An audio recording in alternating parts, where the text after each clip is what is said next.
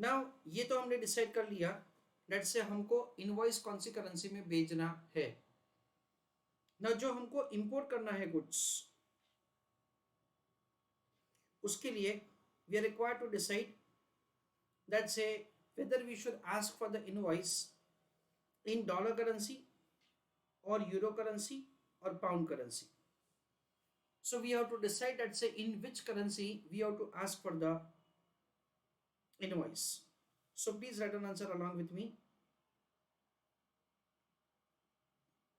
Calculation of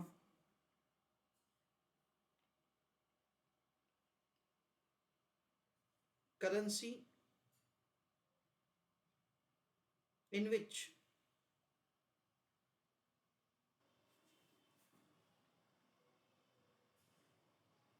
calculation of currency in which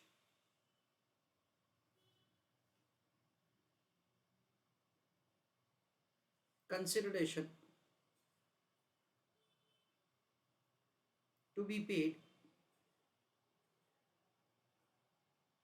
for import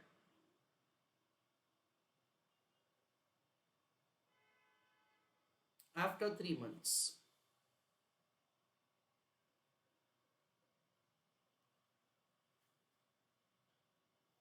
So again we have to prepare a table wherein we understand that say column number 1 is currency, then column number 2 is consideration,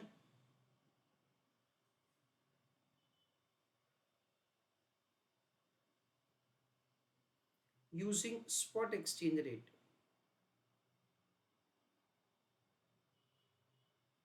और उसके बाद हम लोग करेंगे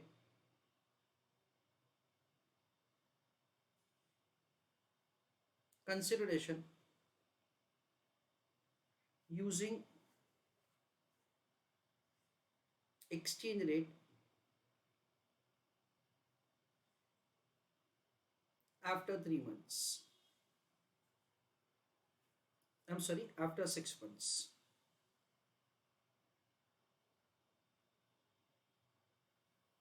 उसमें सबसे पहले हम लोग लिख रहे हैं डॉलर करेंसी। हमको दे रखा है जो हम लोग गुड्स इंपोर्ट करने वाले हैं उसका वैल्यू है 5 लाख मिलियन, और हमारा स्पॉट ट्रांजैक्शन होगा for sale of rupees and purchase of dollar. Spot exchange rate हमको दे रखा है 67.10 slash 67.20, it is rupees per dollar. We understand that it is sell of rupees and purchase of dollar, तो ये वाला rate लगेगा। So we understand that over here it is 50 lakhs divided by 67.2.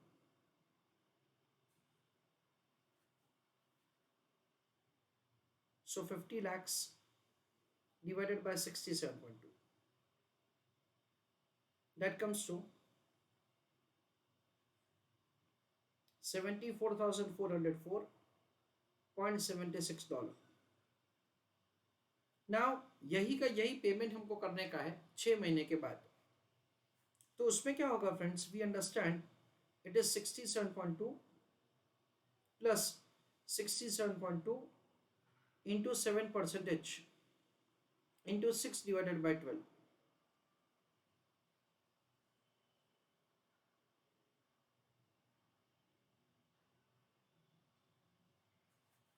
So we understand that over here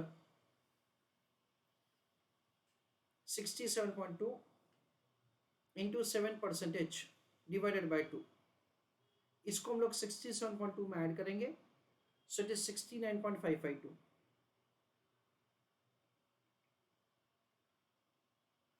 into क्या करेंगे 74,404.76, that comes to 51,74,999 0.867868, या तो यहाँ पे 3 डेसिमल दे रखा है, तो 50 lakhs डिवाइड बाय 67.2, 74,404.761 कर देता हूँ मैं यहाँ पे।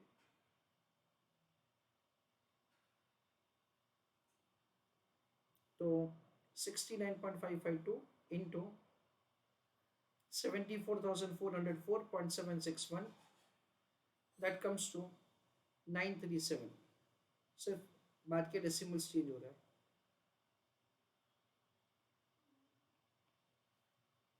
चलो, so this is what's the first option. Second option and third option का आंसर आप लोग दीजिए चैट बॉक्स में, फिर मैं करके देता हूँ। सेकेंड होगा यूरो करेंसी और लास्ट पे होगा पाउंड करेंसी। दूसरा जो करेंसी है वो है यूरो करेंसी।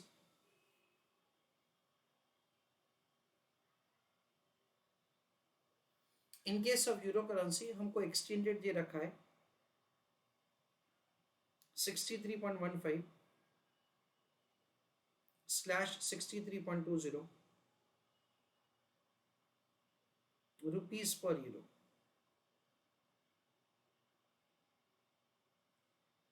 जिसमें हम लोग क्या करेंगे, we will do the transaction of sale of rupees and purchase of euro. Again ज्यादा वाला रेट लगेगा because we have to buy the foreign currency. तो फिर क्या लिखेंगे, rupees and euro,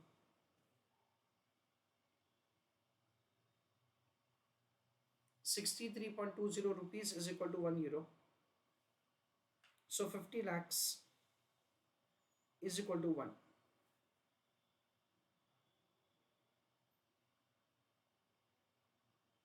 50 lakhs into 1 divided by 63.2. 50 lakhs upon 63.2, consideration होगा 79,113.924। अच्छा, अभी हमको पेमेंट करने का है 6 महीने के बाद। उसमें क्या किया जाएगा फ्रेंड्स, वी अंडरस्टैंड दैट हमको सबसे पहले एक्सचेंज रेट फाइंड करना पड़ेगा। 63.20 plus 63.20 into 6% into 6 divided by 12। So this is the exchange rate which is applicable. So 63.2 into 6% divided by 2, जो भी आंसर है उसको 63.2 में ऐड करेंगे तो 65.096।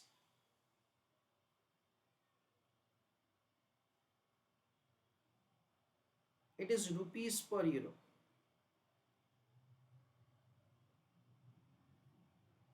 ना ये कंसिडरेशन हमको पे करने का है आज से 6 महीने के बाद। तो तब हमको कितना पे करना पड़ेगा, 79,113.924 into 65.096. So the amount payable is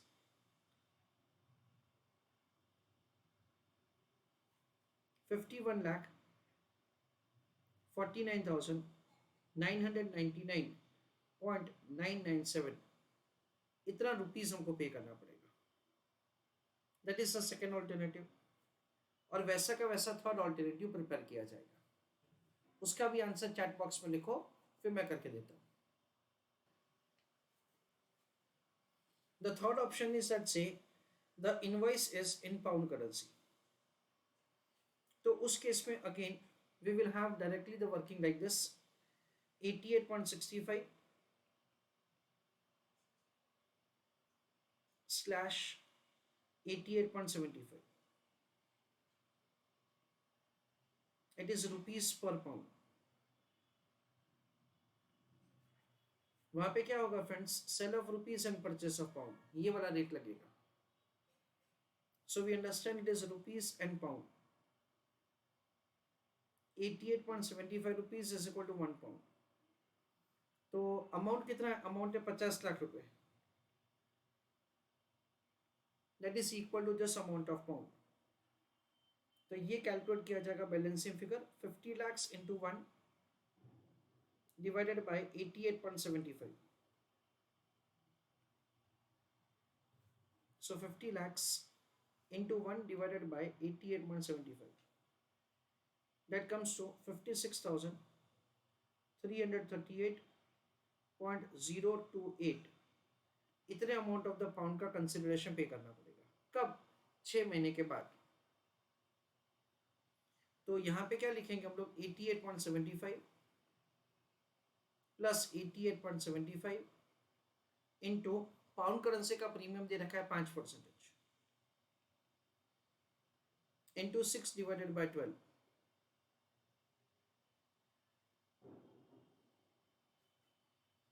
So 88.75 into 5% divided by 2 plus 88.75, that comes to 90.969.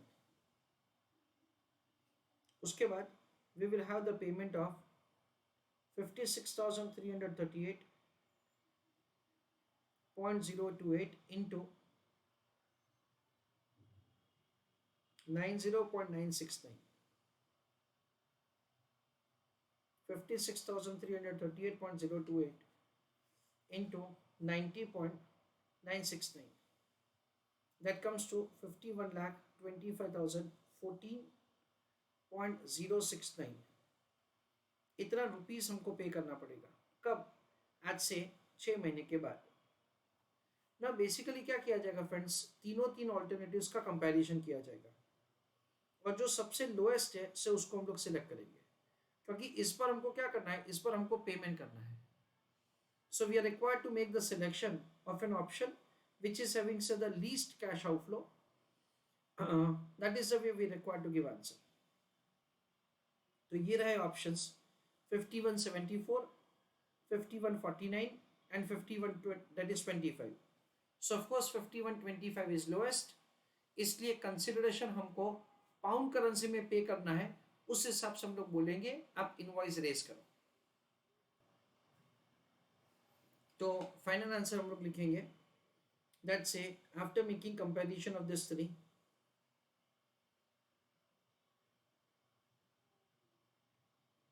write down final answer. Invoice should be raised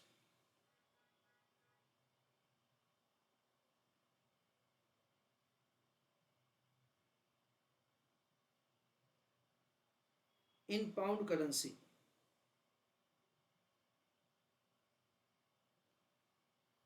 ऐसा हमको फाइनल आंसर लिखना है। चलो let us see summary of the entire answer.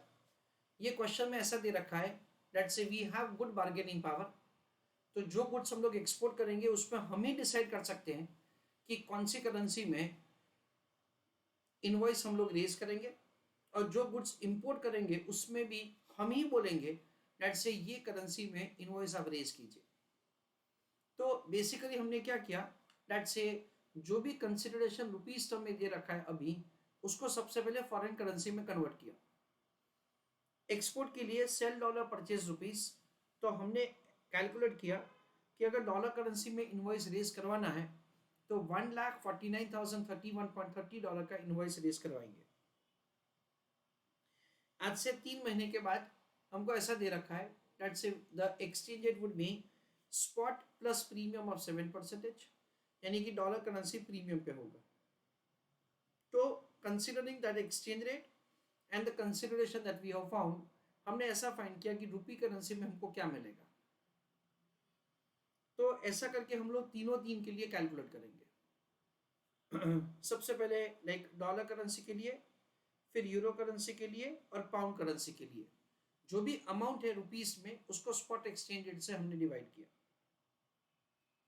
3 महीने के बाद का exchange rate क्या होगा उसका कैलकुलेशन किया, taking into account the invoice and exchange rate after 3 months हमने रुपी करेंसी का कंसिडरेशन फाइंड किया। इन तीनों में से जो हाईएस्ट है उसको सिलेक्ट करेंगे, क्यों? क्योंकि हमको पैसा मिलने वाला है। तो हम लोग ऐसा बोलेंगे दैट्स द इनवॉइस हमको डॉलर करेंसी में रेज करना है। Exactly the same thing is required to be done for import. यहाँ पे तो एक डायरेक्टली टेबल में ही कर दिया हमने वर्किंग। सबसे पहले एक्सचेंज रेट के मुताबिक कंसिडरेशन को फॉरवर्ड रेट से मल्टीप्लाई किया और रुपी करेंसी में कितना पे करना पड़ेगा वो हमने कैलकुलेट किया। डियर स्टूडेंट्स, ये जो सारे के सारे ऑप्शंस है वो 50 लाख से ज़्यादा ही है, पर क्वेश्चन में क्लियरली दे रखा है कि इन तीनों में से ही कोई एक करेंसी में कंसिडरेशन रेस करने का हम लोग बोल सकते हैं। तो अगर आप ऐसा सोच रहे हो that say in case of import can we say that say raise the currency in rupees, then I would say that say no, we cannot say like that, because the question says that the invoicing of these exports and imports can be done in any currency। in any currency क्या का मतलब क्या, इन तीनों में से एक, इसलिए हमने इन तीनों का कैलकुलेशन करके कंपैरिजन किया है। फाइन।